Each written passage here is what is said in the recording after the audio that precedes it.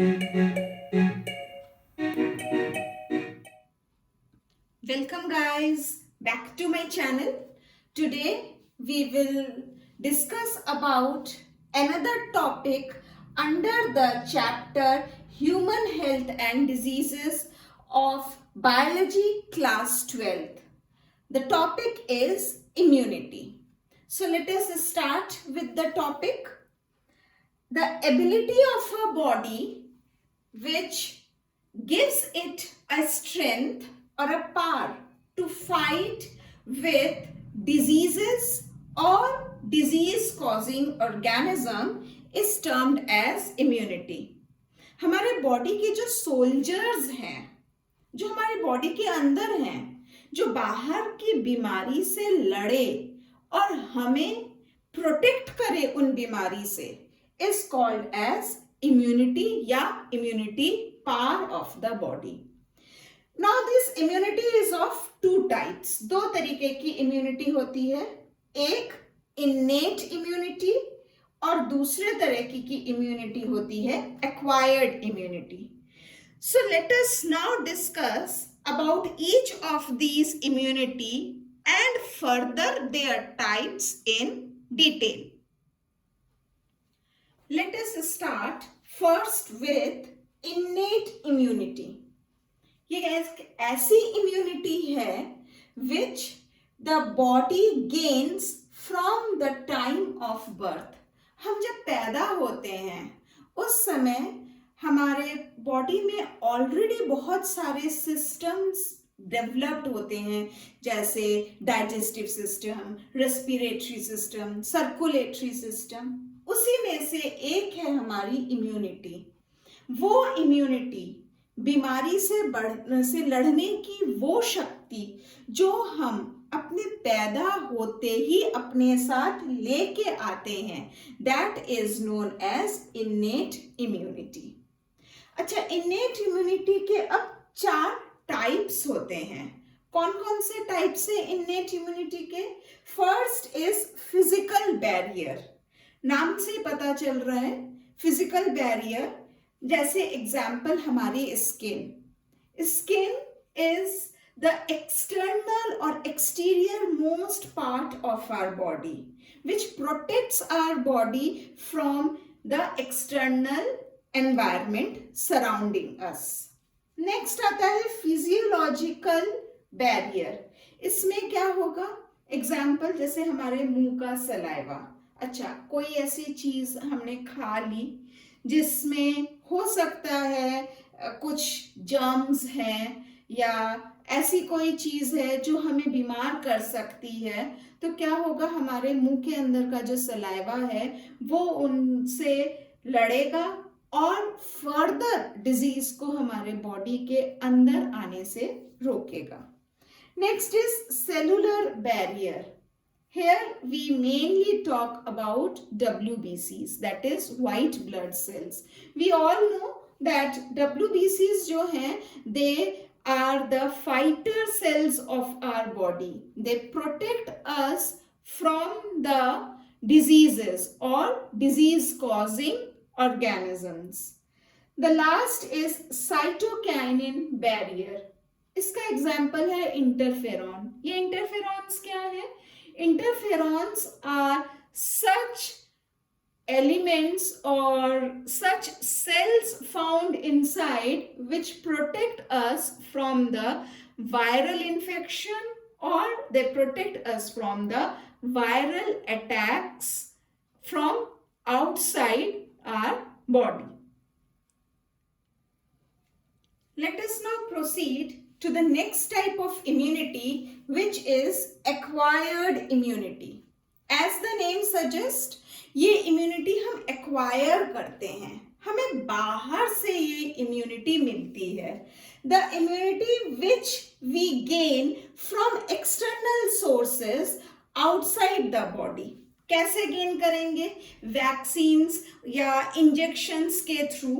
इस वैक्सीन्स और इंजेक्शन के थ्रू जो हमें इम्यूनिटी मिलती है, this process is known as immunization. हम अपने बॉडी को इम्यून करते हैं। जैसे छोटे बच्चे को बीसीजी के इंजेक्शंस लगते हैं और भी बहुत दूसरे दूसरे तरीके के बीमारी ना होने के इंजेक्शंस लगाए जाते हैं। सो वो पैदा होते ही हम उन इम्यूनिटी को लेके नहीं पैदा होते।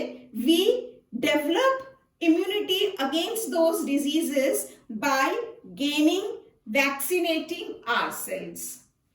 नेक्स्ट आता है ह्यूमन बॉडी में लिम्फोसाइट्स सेल्स होते हैं। What are these lymphocyte cells? Those cells in the body which act as soldiers which protect the body from the external diseases. ये दो तरीके के होते हैं। एक होते हैं B lymphocyte cells और दूसरे होते हैं T lymphocyte cells. B lymphocyte cells क्या होंगे? वो जो आर्मी बनाते हैं, that is they make the soldier of our body. ये जो सोल्जर्स बनाते हैं, अगर इनका केमिकल कॉम्पोजिशन देखा जाए then this army is made up of proteins. एक और तरीके के लिम्फोसाइट हैं, दैट इज टी लिम्फोसाइट। ये टी लिम्फोसाइट क्या करते हैं? They cannot produce their own army. ये खुद इम्यून सेल्स नहीं बना पाते, तो फिर क्या करते हैं? But they initiate the T lymphocytes. ये क्या करेंगे? ये जो है ये अपना नहीं करते, बल्कि ये B lymphocyte को क्या करेंगे? फोर्स करेंगे, इनको बताएंगे कि बाहर से कोई डिजीज आई है और अब तुम्हें काम करना है। So they start working upon the B lymphocyte and slowly and gradually ये बी लिम्फोसाइट क्या करेंगे? ये आर्मी प्रोड्यूस करता है। नेक्स्ट हम बात करते हैं एंटीजन और एंटीबॉडीज की। बहुत स्टूडेंट्स को इसमें कंफ्यूजन है और वो ये नहीं समझ पाते कि बॉडी के अंदर एंटीजन है या बॉडी के अंदर एंटीबॉडी है। हमेशा याद रखिए, बॉडी के बाहर जो डिजीज है वो अपने साथ एंटीजन लेके आता है और हमारी बॉडी के अंदर उसके अगेंस्ट जो बनता है उसको हम क्या कहते हैं? उसे हम एंटीबॉडीज कहते हैं। तो एंटीजन बाहर से आता है और उसके अगेंस्ट हमारी बॉडी क्या बनाती है? एंटीजन बनाती है, राइट? अब हर एंटीबॉडी हर एंटीजन के लिए काम नहीं करता। ये एक डायग्राम देखते हैं यहाँ पे हम। This will help you to understand कि एंटीजन बाहर से आ रहा है, ये एंटीजन आ रहा है, इसके अगेंस्ट हमारी बॉडी क्या कर रही है? एंटीबॉडीज बना रही है। For different antigen our body prepares different antibodies. इस प्रोसेस को क्या कहते हैं? Hormonal immune response. क्यों? क्योंकि यहाँ पे कहीं हमारी मेमोरी भी काम करती है। कैसे? हमें पता है कि पहली बार जब हमें बुखार होता है तो हमें समझ में नहीं आता how to deal with it, पर धीरे धीरे जब हम बड़े होते हैं और हमें कई बार बुखार हो चुका होता है, सो वी नो कि अच्छा अब हमें गले में दर्द हो रहा है, अच्छा अब हमें बॉडी एक हो रहा है, तो इसका मतलब हमें बुखार होने वाला है या ऑलरेडी हमें बुखार हो गया है। सो हमारा अब बॉडी क्या है? बेटर प्रिपेयर हो जाता है उस बीमारी से लड़ने के लिए। जैसे पहले एक एग्जांपल लेते हैं कि हम पहले अपने दुश्मन को अच्छे से नहीं पहचान पाते, तो हम बहुत अच्छे से प्रिपेयर्ड नहीं होते दुश्मन से लड़ने के लिए। बट स्लोली एंड ग्रेजुअली जब हम दुश्मन को अच्छे से पहचान लेते हैं, तब क्या होता है? हम उसके साथ अच्छे से लड़ने के लिए केपेबल होते हैं। क्यों? क्योंकि हमें उसके ताकत का अंदाजा होता है कि वो कितना ताकतवर है। ठीक उसी तरीके से पहली बार जब कोई एंटीजन हमारे बॉडी में आता है, then we are not prepared. Body उतने ज्यादा एंटीबॉडीज नहीं बनाती, बट लेटर जब वो सेम एंटीजन दोबारा हमारी बॉडी के साथ एनकाउंटर करता है, नाउ आवर बॉडी नोज कि हमें कितने एंटीबॉडी बनाने हैं, कितना ताकतवर वो एंटीजन या बाहर का जो डिजीज है, जो बाहर का जो इन्फेक्शन है, वो कितना ताकतवर है। तो उसके अकॉर्डिंग बॉडी फिर एंटीबॉडीज बनाती है and body is now better condition to fight with those diseases. ठीक, नेक्स्ट एक और तरीके की हम इम्यूनिटी पढ़ते हैं, that is CMI, cell mediated immunity. अब ये क्या है? कई बार आपने सुना होगा लोगों की किडनी खराब हो जाती है, उनका किडनी ट्रांसप्लांट करना पड़ता है, अंधे हो जाते हैं लोग या पहले से अंधे होते हैं तो उनके आईज ट्रांसप्लांट कराए जाते हैं। तो ऐसे ऑर्गन्स जिनका ट्रांसप्लांट करा जाता है उन्हें हम ग्राफ्ट पार्ट या ग्राफ्टेड ऑर्गन कहते हैं। हमारी बॉडी की एक बहुत बड़ी खासियत ये है कि वो अपना और पराया बहुत अच्छे से पहचानती है।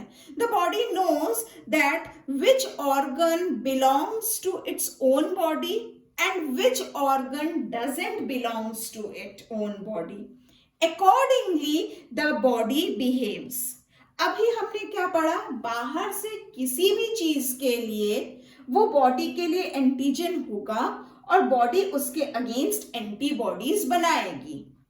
बट अब क्या है, ये बाहर से आई हुई जो किडनी है वो हमें जरूरी है, वो हमारी जरूरत है, बट बॉडी को वो समझ में नहीं आता कि वो हमारी जरूरत है। वो अब उसके अगेंस्ट भी अपनी इम्यूनिटी शो करने लगेगी और एंटीबॉडीज बनाने लगेगी। तो ऐसे केसेस में पेशेंट्स को जिन्होंने कोई ग्राफ्टेड ऑर्गन अपनी बॉडी में फिक्स कराया है, दे आर गिवन इम्यूनोसप्रेसेंट, मतलब उनकी इम्यूनिटी को कम करने के लिए उनको जिंदगी भर दवाई दी जाती है, जिससे कि जो ग्राफ्टेड पार्ट उनकी बॉडी में आया है उनकी बॉडी उसको एक्सेप्ट कर ले and it also functions as a normal body organ like the other organs which are working.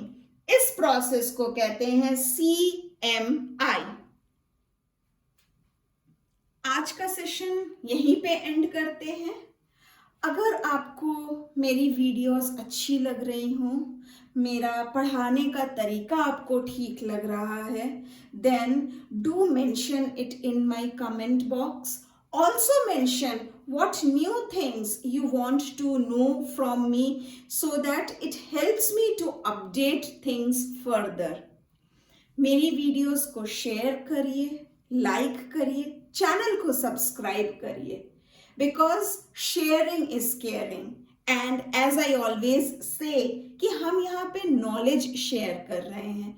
हम जितनी ज़्यादा नॉलेज शेयर करेंगे हमारी नॉलेज उतनी ही बढ़ेगी। So happy studying, happy sharing, happy subscribing and stay happy. Thank you.